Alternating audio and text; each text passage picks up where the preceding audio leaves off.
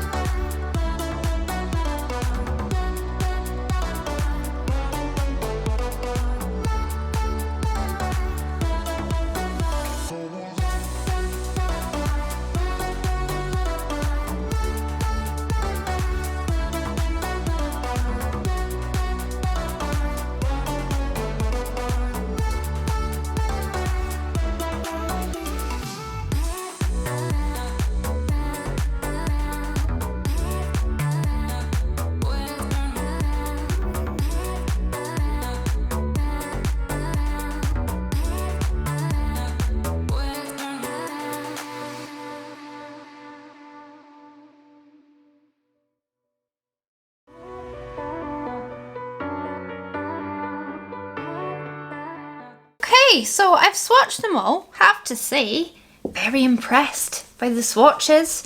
Once again, go watch Teresa's video if you want to see like comparisons of similar shades. I just don't want to bother, to be brutally honest. Can't be bothered. But there are some shades that, like, when I was swatching, I was like, ooh, I wonder if people will think I've made a mistake and I'm swatching the same shade. So yeah, there are some similarities, but on the whole, in terms of like its swatching, it swatched really well, and I'm quite impressed. I think that the shimmers are stunning, really, when swatched. The glitter feels like crap, like it feels like a really cheap pressed glitter. I wouldn't really recommend it. I don't really like pressed glitter anyway, but yeah, matte swatched really well. That green was a bit poo, but apart from that, I think they're all pretty decent. So yeah, now if you want to see me pop up my eyes, then that's what we're gonna do. So let's do that. I really need to get all this eyeshadow out from underneath my fingernails. It's so gross. Okay, let's move on. Okay, here we go, another voiceover. Aren't you lucky? Not really. Starting off with the black. This is a good black. You know me, with a black eyeshadow, I will tell you how it is. And this is actually very, very good. So I was very pleased with its performance. I'm just kind of doing it in a winged out shape today. Then I'm going in with, I think it's called Depth, which is a really dark blue. It's a real nice dark blue. I'm just going to say it now, okay? These shadows are excellent. You're going to see it as we proceed, but these shadows are really good. I would say that this is much more like Carnival formula than the Manifest formula. And then I'm going in with this like aubergine shade. I decided to do it like a different tone on top than the bottom. This is a really nice shade, by the way. These pinks and reds went on real well, and the orange. Yeah, it's real good. I really cannot fault the formula, to be honest. The mattes I used, the shimmers I used, this is the light blue. I can't remember the names of the shadows, but I'm just using this to blend out the bottom of the dark blue, and it does a smashing job. Yeah, honestly, like the last Bperfect palette I tried was the Manifest, and it was fine. But this is so much better. This is Carnival quality, and you know how I feel about my carnivals. So really all I need to say, sit here is shut off and just say it's real good. You should get it if you want it, to be quite honest. Yeah, I don't really feel like I have a lot to add to that. So I'm using the pinks. There are, I guess I'm going to gripe, some of the shades in here are pretty similar, especially if you watch Teresa's video. She like swatches them side by side. And there are a few that just seem a bit too similar when they're in the pan and then on the arm. But, I mean, yeah, that's not great. But apart from that, I think this palette is very, very good. It just blends really nicely. I did decide to go in with orange. I do go in with purple later. You know, I'm a broken record, what can I say? I have no original thoughts anymore. But when it comes to testing a palette, I'm not trying to break the boundaries of creativity. I'm just trying to use it. And then I use the yellow all the way up. I love putting eyeshadow up in the temple and above the brow. Just gives me happiness. And then, yeah, I went in with this purple, sorry. I used the wrong brush. I should have used a more dense brush because it is actually a real good purple. But I just wanted it to blend from the black into that aubergine shade a little bit better. And I feel like it really did help. I can hear Potato licking himself really loudly. I hope you can't. So this is just me going through all the same shades. Blending, blending, blending. I do put a little bit of yellow down at the bottom here, which brings in a bit more green, which I quite like because I felt like it kind of matched the lid. And then, yeah, I'm just going through all the other shades pretty much in the same order and all the same brushes and just making it look a bit better, because when I just place all my shadows on, it always looks a bit rough and rubbish. But I feel like when I then spend the time blending, adding, blending, adding, blending, magic happens. So yeah, I'm using this lovely light pink shimmer at the front on the bottom, and then I'm going to go into this beautiful pink shimmer, which I don't have enough pink shimmers in my collection, and this is really pretty. Popping that on, and then I'm going to go into the gorgeous purple shimmer, which is amazing, and pop that down there as well. Why not? You know, YOLO. I'm going to go put on my Cloud cut crease with my Revolution Element Eye Base. It's the best. And then I thought I would try the white. I went round my, I sneezed there, I went round the Cloud with my Barry M white eyeliner. But now I'm just filling it in with the white, which is actually really decent. It's not the best white I've ever tried. Like the white in the Mitchell Head in the Clouds palette is better, but it is a good white. And then of course I had to use this green, which reminds me of like Ecstasy from the XL Pro, and it's a gorgeous shade of green. I love it so much. It goes on real well.